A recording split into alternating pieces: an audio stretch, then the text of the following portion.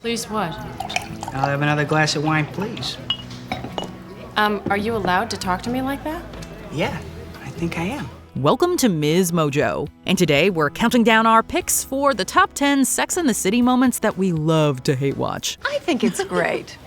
He's open to all sexual experiences. He's evolved. It's hot. It's not hot, it's greedy. He's double dipping. For this list, we're looking at the most frustratingly hilarious moments that keep us coming back to Carrie and her gal pals. Even though the show ended a long time ago, we still feel the need to mention that there will be spoilers in this video. Let us know your favorite love to hate moments in a comment down below. Number 10. The Treasure Trove. Our favorite redheaded lawyer Miranda Hobbs never misses a chance to display her brutal lack of self-awareness. In the show's first season, Miranda scores a date with a sports doctor named Ted. Just to make it better. So, really, can I call you sometime? Sure. After spending the night in Ted's apartment, she waits until he leaves for an out-of-town conference and ransacks his place. We've all had the feeling that someone's too good to be true, but this gross invasion of privacy might have been a step too far. I don't know what to do. I can't admit to having found this, but now I don't know if I want to see him again. How can you judge him till you spank him? When she finds a not-suitable-for-work videotape, Miranda worries that Ted has a spanking fetish. The fact that this could be a deal-breaker for her highlights her misunderstanding of what a healthy and consensual adult relationship looks like. And here I thought that all you really wanted was a good spanking. Excuse me? You heard me. Predictably, theirs doesn't survive this episode. Number 9. Miranda's meet-cute. After having a fight with Carrie over the phone, Miranda rudely orders another glass of wine from an incredibly charming bartender named Steve. When he reminds her that the word please exists, Miranda almost enters full Karen mode by asking if he's allowed to say that. Are you allowed to talk to me like that? Yeah, I think I am. Enjoy. Thank you. Steve. Thank you, Steve. His further attempts to flirt are met with more iciness until he disarms her with a cheeky reference to her fight with Carrie. I just had a fight with somebody. Yeah, I heard. Boyfriend? That's none of your business. Girlfriend? Butcher. Butcher? The veal. I took a shot. We cannot help but notice the obvious chemistry between these two as Miranda accepts his invitation to stay at the bar and chat a bit more. And we all know how that turned out. It's on me. And why would that be? A bribe. So you'll hang out and talk. If you leave, I'll have to listen to those NYU kids. This scene would probably be unwatchable if it wasn't so disgustingly cute. Number 8. The fake gay relationship. Desperate to gain favors with a senior partner at her firm, Miranda pretends to be queer in the hopes that it will help her get promoted. Can I pick him or what? Yeah, I'm not gay. Seriously? Man, I've been with the firm 8 months. I haven't once seen you with a guy. Circumstantial, Jeff. I'm single. After agreeing to a blind date, Miranda finds herself paired with another woman at her company's softball game. She's initially uneasy by the thought of being mistaken for a lesbian, but her tone changes when the senior partner Chip has a newfound interest in her company. Listen, my wife and I are having a little dinner party on the 12th. Just some couples, nothing fancy. We'd love it if you both could make it. We'd love to. When Miranda finally comes clean to Chip, he's disappointed because his wife was looking to include a lesbian couple in their circle of friends. I just took advantage of the situation to bend your ear about my work at the firm. Shrewd move, counselor. Well, no harm done. Thank you, sir. While equally hilarious, the entire scenario is somewhat contentious since it seems to characterize queer folks merely as aesthetics for their straight counterparts. Number 7. The fight over money. Carrie Bradshaw has a unique talent for getting herself in tight situations, often revolving around her love life. This time, it's of the financial variety. After a rough breakup with Aiden, Carrie has to come up with $30,000 to keep her apartment. Really, really sweet of you two to offer. It's really, really sweet, but I'm gonna do this on my own. She gets a loan from Mr. Big, but her friends dissuade her from taking it and offer to lend her the money instead. That is, except Charlotte. Carrie refuses their offer, but later storms over to Charlotte's Park Avenue apartment, demanding to know why she didn't offer a helping hand. Turning away when you should have been looking at me. And what kills me is you don't even have to work. You're volunteering! The besties then trade verbal blows about financial independence and responsibility. But it's not my job to fix your finances. You're a 35-year-old woman. You need to learn to stand on your own. Although Charlotte eventually bails her out, Carrie's entitlement to her friend's resources is still pretty shocking. Number 6. By Erasure in the City.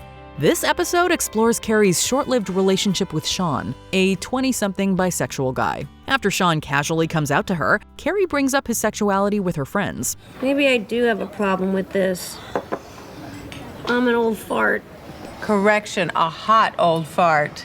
I'm not even sure bisexuality exists. The ensuing discussion is loaded with bi erasure, which is pretty shocking for a self-proclaimed sex expert. Although Carrie tries to stick it out with Sean, it only takes an awkward kiss with a woman at a party for her to decide to end things with him. It's kind of throwing me for a loop. You know, you've been with men, you've been with women. Wait, seriously.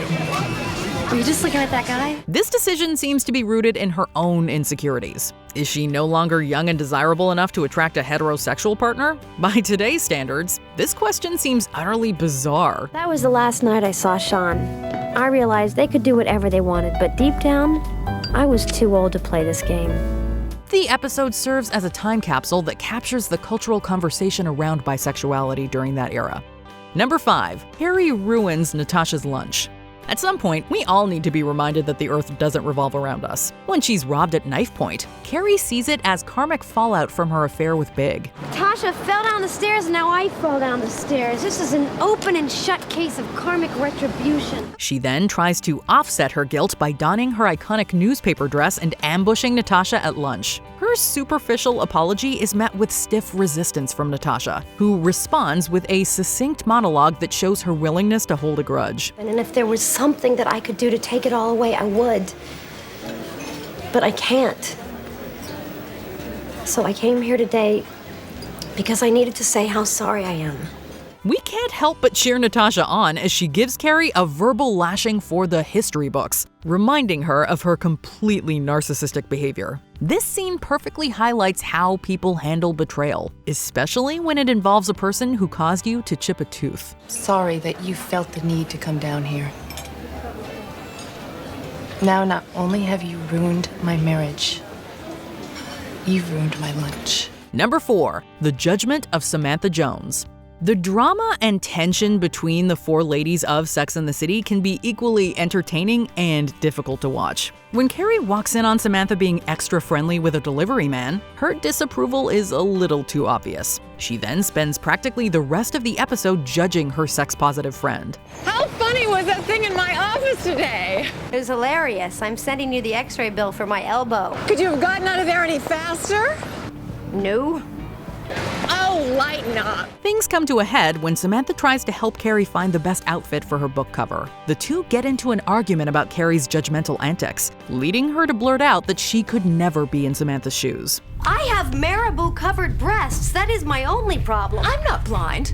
I saw that look in your eye in my office. What look? That judgmental look. That wasn't judgment, that was shock. While the other Sex and the City ladies love making jokes about Samantha's sexually liberated lifestyle, it's always satisfying to watch her defend herself against their self-righteous opinions. Something I would never do. There. And I cannot believe that you would judge me after everything that we've been through. Number 3. The entire movie, Sex and the City 2. Due to its over-the-top and extravagantly opulent setting, Sex and the City 2 is a fever dream of epic proportions. The film takes the women of New York on a lavish vacation to Abu Dhabi, paid for by Samantha's Arab sheikh client. Samantha, We're at the hotel. It's a free zone. still, out of respect. The overindulgence on display here is both mesmerizing and cringeworthy, and all four women seem to have lost touch with reality. As if that isn't bad enough, the film is peppered with culturally insensitive scenes, such as when they disguise themselves in niqabs. But what about those angry men out there?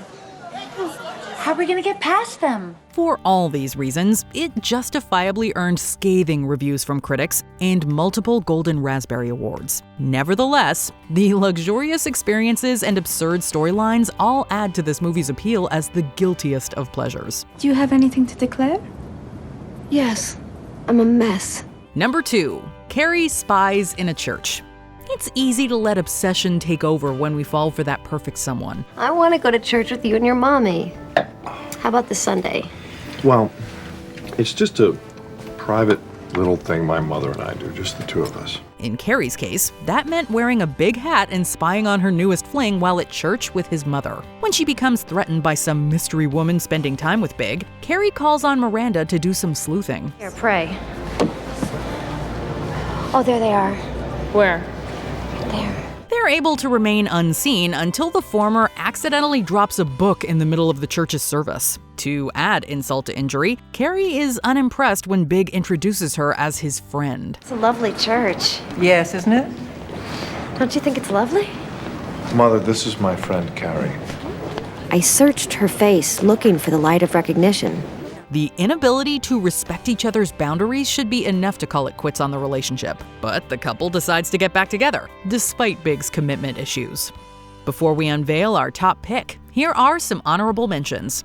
Carrie's choice. Carrie regrets her impulsive decision to move to France with her weird boyfriend. I'll never be able to replace it, and I got it at that street fair when we were all together, and it just makes me so sad. The cardboard baby. Trey and Charlotte fight over a tasteless joke that jabs at their inability to conceive a child. Other people buy them, and the clerk said that it was funny. You know what? Maybe you have to see it. Don't you bring that thing in here. It's silly. Not to me, it isn't. The baby shower. During her baby shower, Miranda tosses a baby aside when she receives a gift. Take Charles. Oh. Have fun, Mom. All right. Keep them coming, ladies. Let's keep the presents coming, ladies. Miranda. Yeah? Before we continue, be sure to subscribe to our channel and ring the bell to get notified about our latest videos. You have the option to be notified for occasional videos or all of them. If you're on your phone, make sure you go into your settings and switch on notifications. Number 1. Carrie cheats on the perfect man. The perfect man may not exist in our world, but for fans of the show, Aiden epitomized what a lot of women look for in the ideal partner. That made Carrie's decision to cheat on him with Big a polarizing moment. It all felt so easy and so good. I was like the moth to the old flame. While some find her behavior reprehensible, others may be able to relate to Carrie's desire to follow her heart. When she demands Aiden's forgiveness, we don't see someone who's heartbroken. You have to forgive me. You have to forgive me. You have to forgive me. Instead, we see an entitled narcissist with boundary issues. Even more shocking was her behavior in the infidelity's aftermath. Who was it? It was Batman. I invited him up. I didn't mean to. I just got trapped. The idea to invite the two men to share some awkward conversation in a remote cabin was arguably the worst way to resolve things. Do you agree with our picks? Check out this other recent clip from MsMojo. And be sure to subscribe and ring the bell to be notified about our latest videos.